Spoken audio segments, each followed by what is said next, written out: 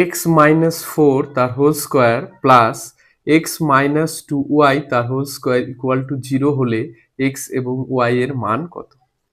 তাহলে দেখো যেটা দেওয়া আছে সেখান থেকে আমরা শুরু করব।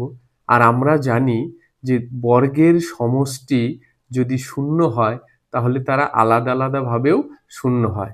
এইখানে এটা একটা বর্গ, এটা একটা বর্গ, এই বর্গের সমষ্টি দুটো কি দেওয়া আছে? শূন্য দেওয়া আছে। তাহলে এই পার্টটা ইকুয়াল টু জিরো হবে, আবার এই পার্টটা ইকুয়াল টু জিরো হবে। তাহলে আমরা কি লিখবো?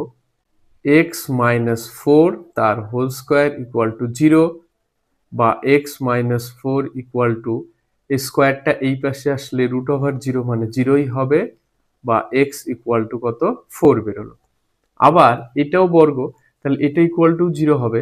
এক্স মাইনাস টু ওয়াই তার হোল স্কোয়ার, এটা ইকুয়াল টু জিরো পাবো, বা X minus two Y equal to স্কোয়ারটা রুট ওভার হয়ে যাবে জিরো, বা এক্স ইকুয়াল টু কত পাচ্ছি? Two Y. আবার এক্স এর ভ্যালুটা বের করেছি, ফোর বসিয়ে দিলাম, four equal to two Y, বা এখান থেকে আমরা লিখতে পারি Y equal to four by two equal to কত? টু।